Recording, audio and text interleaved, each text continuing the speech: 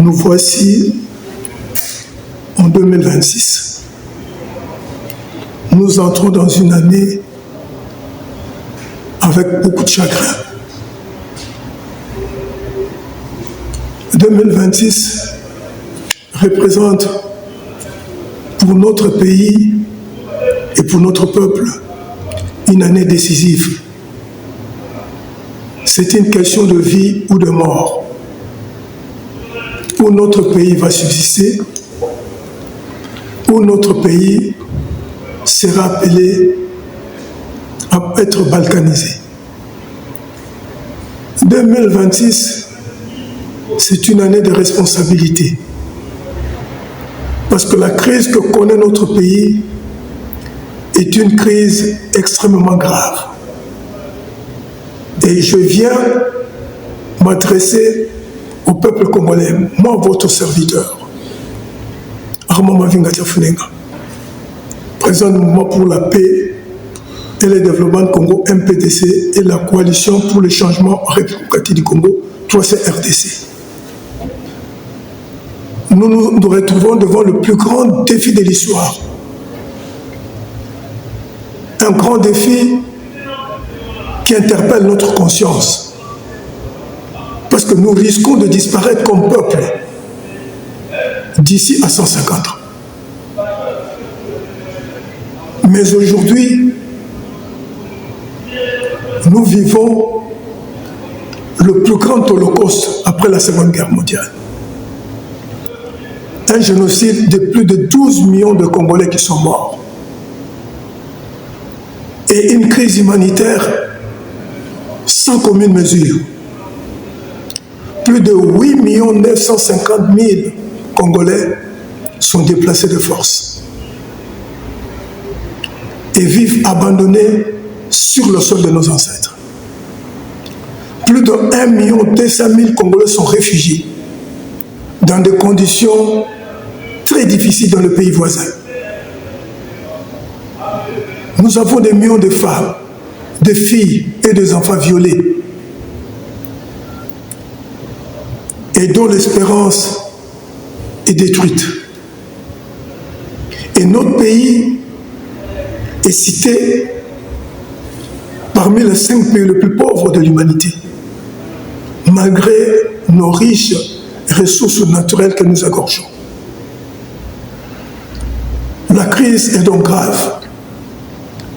Et aujourd'hui, la crise s'est encore aggravée avec les guerres qui reviennent, les rébellions qui reviennent, avec l'agression rwandaise via le mouvement de l'AFC M23. Pour tous nos compatriotes qui sont morts, qui sont fauchés, massacrés, pour toutes ces femmes violées, pour tous ces Congolais qui se sont réfugiés dans le pays voisin, j'ai une compassion pour toutes ces familles qui souffrent dans la misère la plus totale, dans une extrême pauvreté. Et comment ne pas penser à nos militaires, à nos wazalendo, qui se battent pour faire face à cette agression injuste et barbare que connaît notre pays. Je voudrais ici adresser mes sincères remerciements et mes encouragements à tous nos militaires et wazalendo pour leur engagement pour défendre notre territoire. Qu'ils daignent trouver par notre voie la reconnaissance de la patrie. Donc nous sommes là dans une crise sécuritaire très grave. Et cette crise sécuritaire nous amène à être lucides. Nous ne devons pas seulement nous contenter de dénoncer l'agression rwandaise, mais nous devons dénoncer la présence de toutes les armées étrangères sur notre sol, que ce soit l'armée rwandaise, l'armée ougandaise, et n'oublions pas que nous avons les éleveurs armés Mbororo qui se sont accaparés aussi de notre terre au nord de notre pays. Et n'oublions pas aussi, ça fait plus de 20 ans, que les groupes terroristes massacrent, violent, exterminent nos populations et que nous courons le risque que d'ici là, qu'un État islamique puisse être créé sur le territoire de notre pays.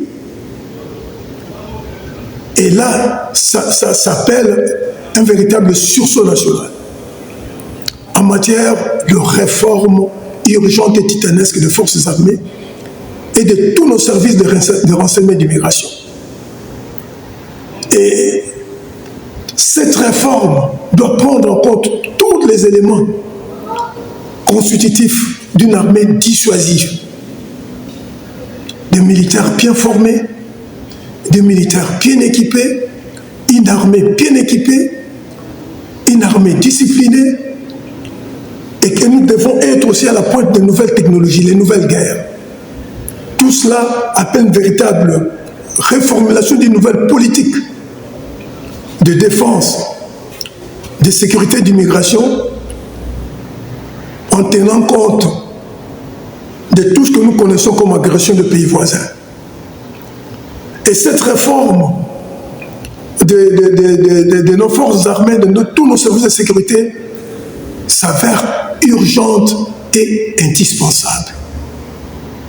Et ici, c'est aussi le lieu de souligner, comme nous faisons face aux actes de terrorisme, qu'il faudra aussi que nous puissions développer et mettre en place toute une brigade spéciale de lutte contre le terrorisme. Une brigade de commandos, 5 à 10 000 commandos bien formés, outillés dans l'espionnage, dans le coude, dans la dissimulation sociale,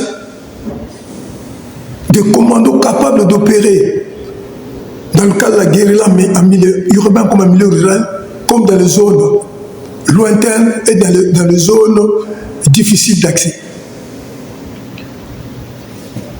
Cette crise humanitaire grave et cette crise sécuritaire appellent de mesures holistiques.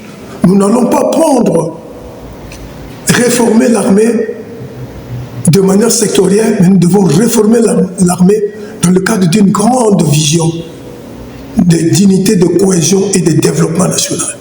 C'est ainsi qu'il nous faudra développer de nouvelles technologies militaires dans le cadre d'un plan de développement national. Un plan de développement national sur le plan scientifique, technologique et industriel. Chers compatriotes, nous venons vous proposer une nouvelle vision politique.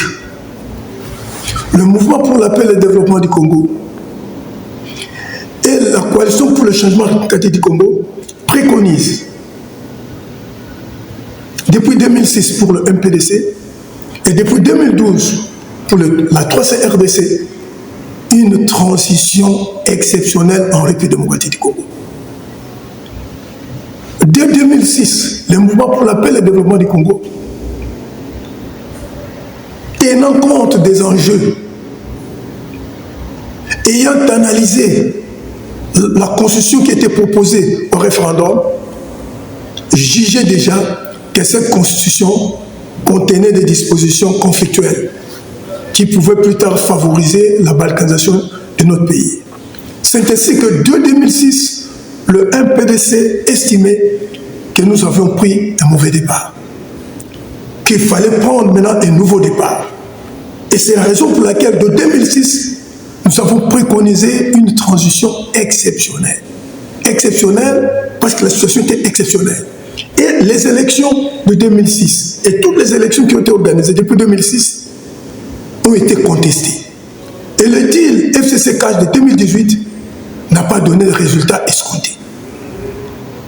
Et nous nous retrouvons aujourd'hui dans une situation où la légitimité de pouvoir est toujours de plus en plus mise en branle. Et de cette situation, nous avons préparé une nouvelle vision pour notre pays. La vision que nous appelons la vision du Grand Congo du XXIe siècle. Nous nous sommes rendus compte que notre crise n'est pas une crise qui date d'hier. La crise congolaise, notre crise, c'est une crise qui date depuis des siècles. Il y a la traite négrière, l'esclavage, la colonisation, le néocolonialisme. Toutes ces crises ont fait en sorte que nous puissions perdre notre force et notre énergie d'autodétermination. C'est ainsi que nous avons proposé, nous venons proposer une vision, la vision du Grand Congo du XXIe siècle. Nous avons réfléchi sur 100 ans, ce qui est original dans l'histoire politique de notre pays. Nous n'avons plus le temps de réfléchir sur 100 ans. Et dans cette vision de 100 ans, nous avons prévu dans le cadre d'une transition exceptionnelle l'adoption de l'agenda du XXIe siècle du Grand Congo. Et dans cet agenda du XXIe siècle, nous avons prévu le pacte social national, un nouveau pacte social national, le PSN, doublé du pacte foncier et écologique national. Ce pacte social national que nous avons déjà prévu de 2006, c'était pour nous permettre de forger un véritable bien vivre ensemble. Et que nous puissions en arriver à une véritable identité nationale, riche de nos identités particulières. Une grande nation de 450 tribus. C'est une richesse culturelle inouïe. Si nous exploitons cette richesse culturelle inouïe de 45 tribus, nous sommes appelés à être une grande nation. Nous sommes appelés à être un grand peuple. Et c'est cette vision que vous propose le MPDC et la 3RDC. Pour que nous soyons un grand peuple, une grande nation, dans le concert des nations. La vision du Grand Congo du XXIe siècle.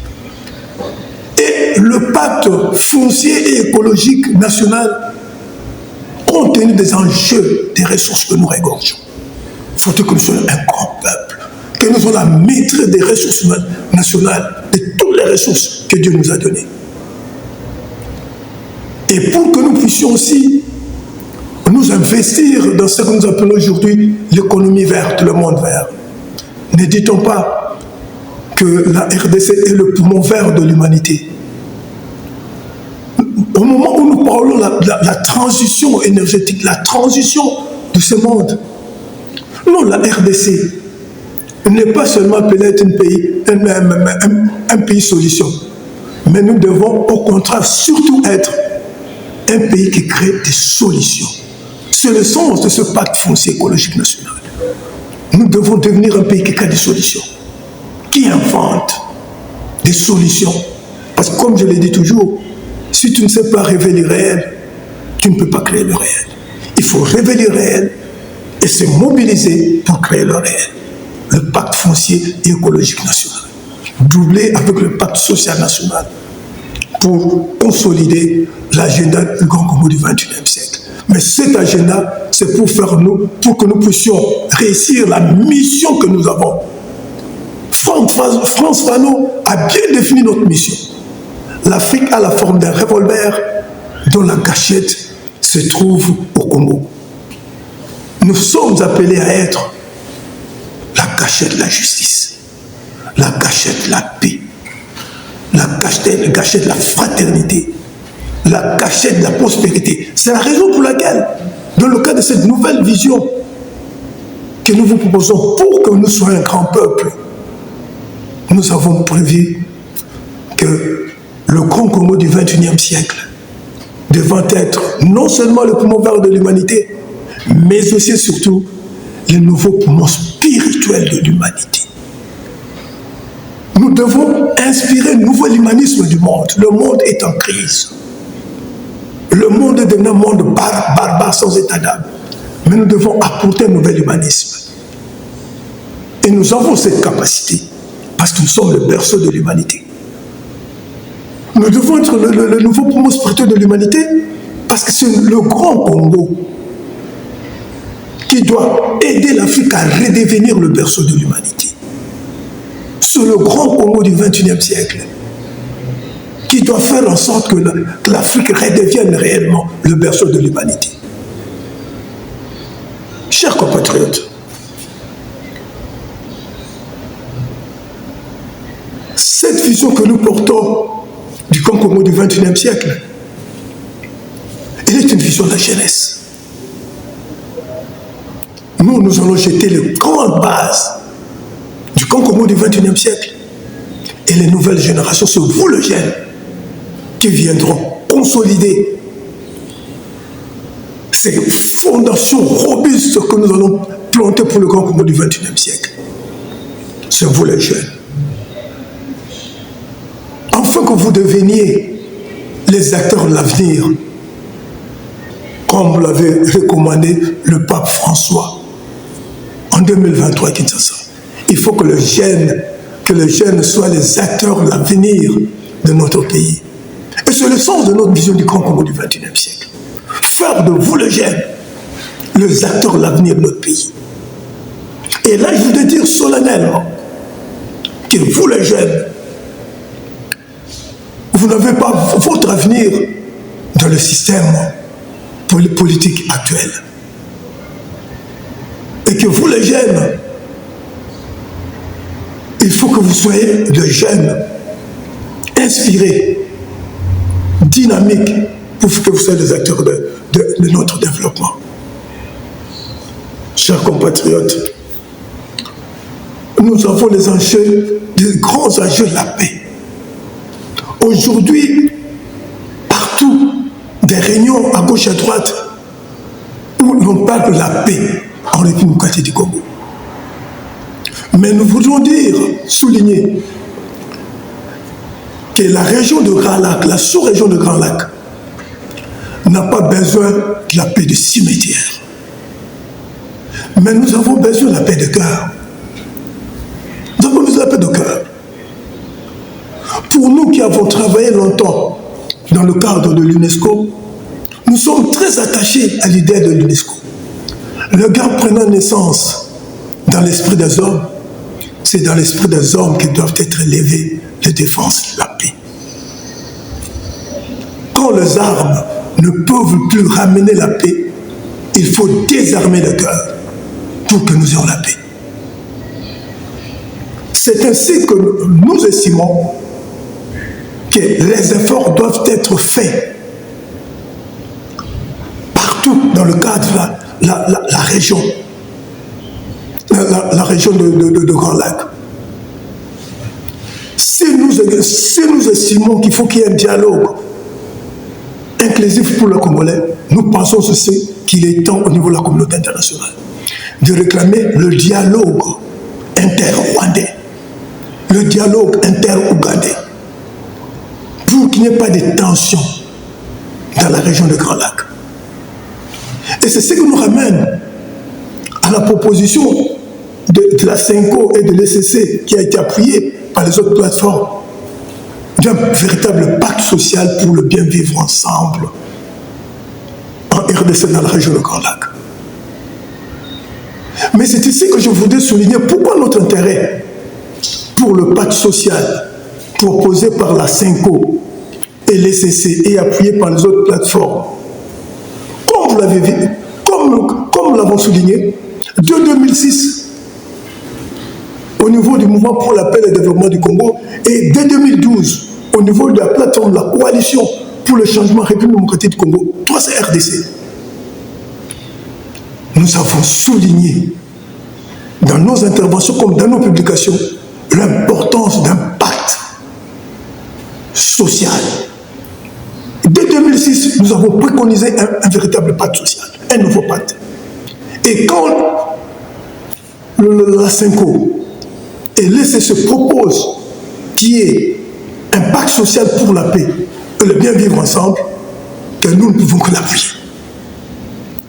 Parce que cette préoccupation rejoint la préoccupation qui était la nôtre de 2006. qui était la nôtre de 2006. Chers compatriotes, il n'y a pas des accords, il n'y a pas d'accord parfait. Mais c'est à nous de mettre toute notre intelligence, la haute intelligence congolaise dans les accords que nous signons. Nous observons que depuis les accords de Lusaka en 1999, nous avons été piégés dans les différents accords. Et l'heure est venue où nous devons utiliser notre plus haute intelligence dans les accords que nous signons. Mais il n'y a pas longtemps, il y a des accords qui ont fait couler beaucoup d'encre, comme les accords de Washington, les accords à gauche et à droite. Mais ce qui est plus important, c'est la haute intelligence congolaise, la haute intelligence collective congolaise que nous devons développer dans tous les accords que nous signons, nous prenons. Il y a l'accord de Washington. Il y a l'accord de Washington. Mais l'accord de Washington, pour des raisons de sécurité, mais nous voudrions dire, parce qu'il y avait absolument ce problème de sécurité, que pour le problème de sécurité, nous avons le droit, dans la réforme que nous voulions mener de nos forces de sécurité, de prendre, de nouer des partenariats stratégiques. De nouer des partenariats stratégiques. C'est important de nouer des partenariats stratégiques avec de grandes puissances, comme avec les États d'Amérique. L'Arabie Saoudite avait nué dès la Deuxième Guerre mondiale. L'Arabie Saoudite, par exemple, a noué de liens de sécurité avec les États d'Amérique. Donc, nous pouvons nouer des partenariats privilégiés en matière de sécurité, mais c'est à nous d'y mettre toute notre haute intelligence et tout notre sérieux pour en tirer profit.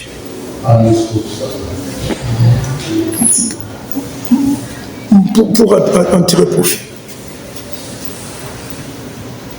Chers compatriotes,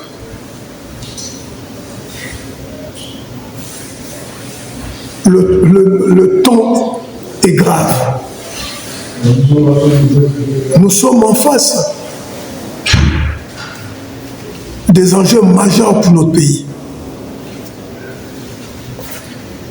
Et un problème se pose. Il faut trouver une solution.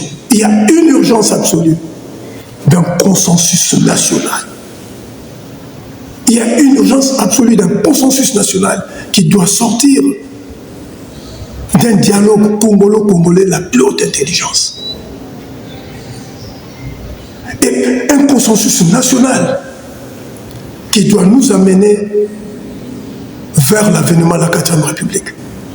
La 3e République est essoufflée. L'ordre politique que nous avons hérité de l'AFNEL en 1997, et cet ordre politique qui a été appuyé par l'accord global inclusif de San Cité en 2002, cet ordre politique est essoufflé. Et les rebelles reviennent toujours avec cet ordre politique. C'est devenu comme un ordre politique des rebelles et des rébellions. L'ordre politique que nous propose le Tucson City, étant essoufflé, il nous parvient d'innover. C'est la raison pour laquelle nous estimons qu'il y a un consensus national est important, qu'il nous faut un véritable consensus national dans le cadre d'un dialogue congolo-congolais, la plus haute intelligence, pour inventer un autre avenir. Nous devons révéler le réel et transformer l'irréel en réel. C'est la raison pour laquelle nous estimons qu'un dialogue inclusif entre Congolais est souhaitable. Il y a des querelles. Nous sommes en situation de guerre, nous n'avons pas de question de dialogue. Mais dans notre société millénaire, comme Muntu qui est l'être, tout qui est le Muntu, c'est-à-dire un être de génie, un être d'intelligence, un être d'humanisme élevé, le dialogue est l'approche fondamentale de notre société. Nous sommes fondamentalement une société de consensus. Notre gouvernance a toujours été, depuis des millénaires, comme au monde, une gouvernance de consensus. Fondée sur le dialogue. Le dialogue est sacré. Ce n'est pas le dialogue qui fait problème, mais ce sont les acteurs politiques congolais qui font problème. Dans leur égoïsme, dans leurs intérêts personnels, dans leur vision tronquée. Donc j'en appelle au dialogue. Nous en appelons au dialogue. Au dialogue sincère. Nous en appelons au dialogue sincère entre nous, Congolais. Dialogue sincère. Nous devons nous retrouver autour d'une table. C'est quand la situation est grave que nous devons nous retrouver autour d'une table. Nous ne devons pas avoir peur de nous mettre ensemble pour parler. Mais nous avons déjà prévu une véritable feuille de route pour ce dialogue. Nous l'avons déjà préconisé quand nous avons préconisé une transition exceptionnelle dès 2006 avec le MPDC et dès 2012 avec la 3CRDC. Il nous faut bâtir, restaurer l'unité et la cohésion nationale. On ne peut pas vaincre un peuple uni et déterminé. Nous devons être nés dans la guerre qui nous est imposée. Et ce qui suppose, il faut un dialogue. Nous devons nous mettre autour d'une table. Et dans ce dialogue, les CC et la SENCO nous ont proposé une feuille de route. Je pense que nous devons examiner cette feuille de route. Parce qu'elle rejoint nos préoccupations. C'est le pari, la plus haute intelligence. C'est le pari, la plus haute intelligence congolaise face au défi qui nous est imposé, face à la crise que nous vivons. Nous devons être à la hauteur de la crise. Nous devons nous mettre autour d'une table pour baliser le chemin. Chers compatriotes, le dialogue devra nous permettre de faire stop pour dire que nous avons pris un mauvais départ. Parce que nous devons changer tout le système politique. Le système politique de prédation. Parce que nous devons être humbles pour reconnaître que depuis 1997, depuis le départ de Mobutu, nous avons été incapables de bâtir un Congo plus beau qu'avant, depuis le départ de Mobutu. Et que nous devons nous mettre autour d'une table pour réinventer, pour inventer le grand Congo du XXIe siècle. Nous devons nous mettre autour d'une table. Donc pour nous, ce dialogue doit être un dialogue de la plus haute intelligence. Un dialogue où les véritables fils du pays doivent se retrouver autour d'une table pour inventer un nouveau Congo. Il y aura des défis, le défi de la justice. Ce sera un moment de justice, de vérité, de justice et de réconciliation qui devra déboucher sur une transition, sur une justice transitionnelle. Ce sera aussi un défi pour inventer un nouveau monde. Ce sera probablement un défi de l'éducation. Il nous faut changer tout le système éducatif. Parce que comme nous le disons toujours, et comme nous l'avons toujours dit, si ton projet porte sur un an, plante des riz. Si ton projet porte sur 10 ans, plante un arbre. Si ton projet porte sur 100 ans, éduque les hommes. Donc nous avons un défi d'éducation. D'éducation pour former des nouveaux Congolais à mesure d'assumer leur destin avec l'intelligence que Dieu nous a donnée.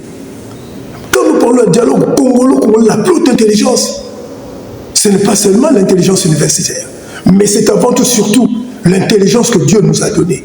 Dieu nous a donné toutes ces ressources. Dieu nous a donné ce grand beau pays. Dieu nous a donné son intelligence. Qu'avons-nous fait de l'intelligence que Dieu nous a donnée? Nous devons nous poser des questions, nous intérioriser pour aller dans le fin fond de nous-mêmes, rechercher l'intelligence que Dieu nous a donnée. Pour que quand nous allons nous retrouver ensemble, en dialogue congolais, la plus haute intelligence, que ce soit avec l'intelligence que Dieu nous donne, pour que nous trouvions des solutions à nos problèmes. Chers frères et sœurs, que cette année 2026 soit une année de l'espoir, une année de la justice, de la paix et la vraie libération. Que l'Esprit de Dieu puisse nous guider pour que nous puissions tous ensemble construire le grand Congo du XXIe siècle, qui sera au cœur des enjeux du monde. Que l'esprit de nos ancêtres, l'esprit de Kintoadi, de Papa Kimbaou, Simon Kimbaou, un esprit de dignité, d'union et de communion profonde pour la dignité de l'homme noir et d'Afrique puisse nous habiter. Que l'esprit de Kimpa Vita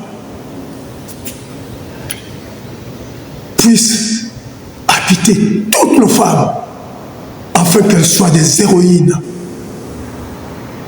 Parce que nos mamans sont les colonnes inévitables à venir de notre pays.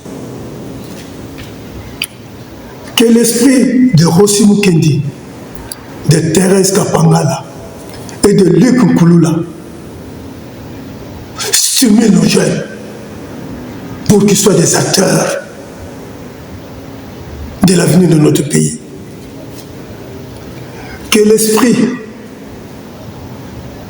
de Noré Ngwanda,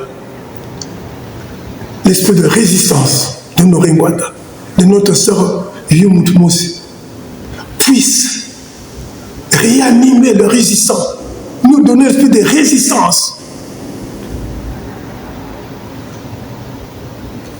Que l'esprit de Paul Kabungulu et de Floribert, l'esprit de justice de Paul Kabungulu et de Floribert Chebeya puisse nous habiter, puisse nous impulser, car c'est la justice qui élève une nation et affermit le pouvoir.